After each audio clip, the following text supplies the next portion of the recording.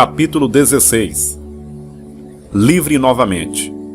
A Bíblia diz: O Senhor, justiça nossa. Jeremias capítulo 23, versículo 6.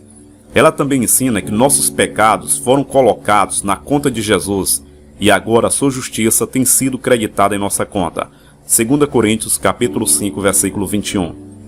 A Bíblia Viva diz: Porque Deus tomou a Cristo, que era sem pecado, e o encheu com os nossos pecados. E então ele, em compensação, nos encheu com a virtude de Deus. 2 Coríntios capítulo 5, versículo 21. Sendo justificados gratuitamente pela sua graça, pela redenção que há em Cristo Jesus, a qual Deus propôs para a propiciação pela fé no seu sangue, para demonstrar a sua justiça pela remissão dos pecados. Romanos capítulo 5, versículo 24 e versículo 25. Muitas pessoas ficam se questionando como isso pode ser possível. Boas novas. Restauração. Deus providenciou para que fôssemos restaurados. Podemos readquirir o direito ao relacionamento pessoal com Ele, o qual foi revogado quando Adão e Eva desobedeceram sua palavra. O preço já foi pago também para a restauração da nossa própria dignidade humana. Tudo isso é expresso na palavra justiça. A mensagem do Evangelho é que Deus lançou nossos pecados na conta de Cristo e agora creditou sua justiça na nossa conta. 2 Coríntios capítulo 5, versículo 21. Como resultado, podemos nos levantar na presença de Deus com os direitos legais de um membro da família real, um filho de Deus. João capítulo 1, versículo 12. A Bíblia Viva diz: Deus mostrou seu grande amor por nós, enviando Cristo para morrer por nós enquanto ainda éramos pecadores. Agora nos declarou sem culpa.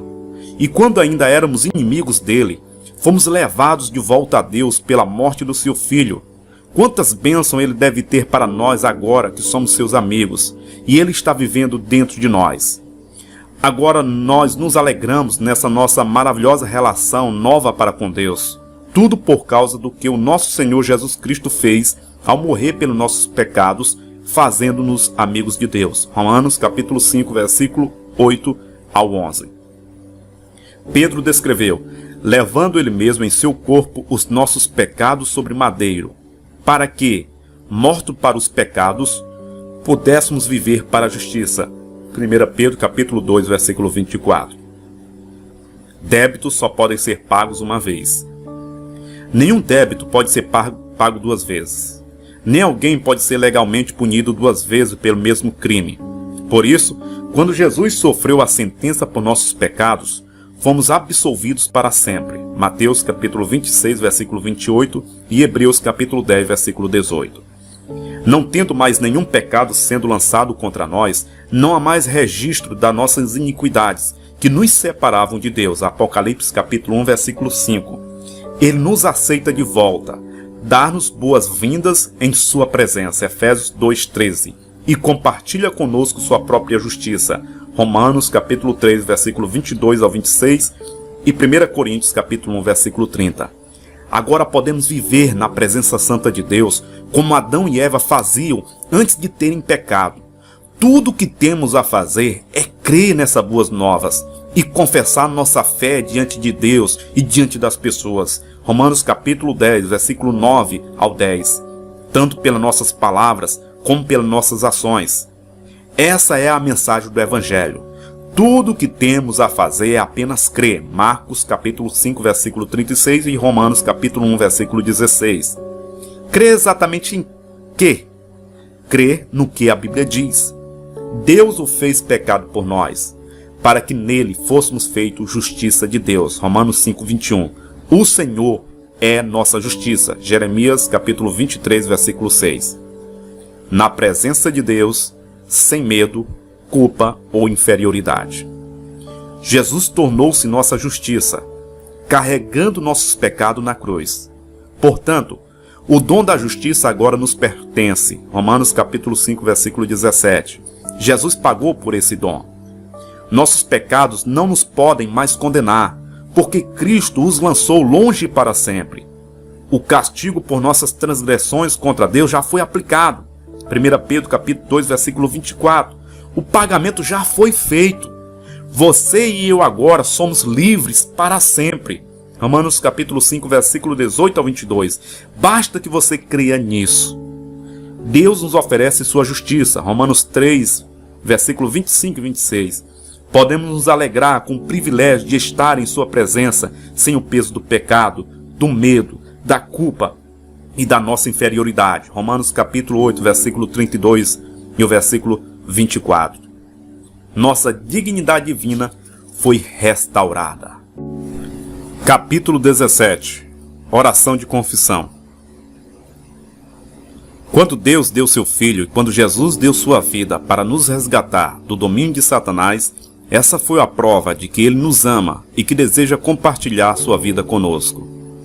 Essa é a única base para podermos nos aproximar de Deus, sabendo que seu perdão já foi concedido e que Ele quer compartilhar conosco sua própria justiça, assim que nós creiamos. Sabendo disso, você pode chegar diante dele agora mesmo. Faça essa oração falando cada palavra em voz alta, de todo o coração.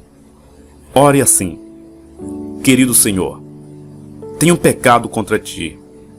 Estava condenado à morte eterna por tua lei, porque a tua palavra diz que a alma que pecar, essa morrerá, e que o salário do pecado é a morte. Estava condenado por causa dos meus pecados e separado da tua presença. Não podia me aproximar de ti sem esse terrível sentimento de culpa. Agora, contudo, entendo que Jesus morreu em meu lugar, sofrendo o castigo pelos meus pecados. Ele pagou por minha rebeldia. O salário pelo meu pecado era a morte, e Jesus morreu como meu substituto. Sei que nenhum crime pode ser punido duas vezes. Quando um débito é pago, não pode ser cobrado uma segunda vez. Esse débito não existe mais. Já que Jesus sofreu em meu lugar, não há mais castigo para mim, e o meu débito não existe mais. Tu me deste tua própria justiça. Eu aceito Jesus Cristo agora.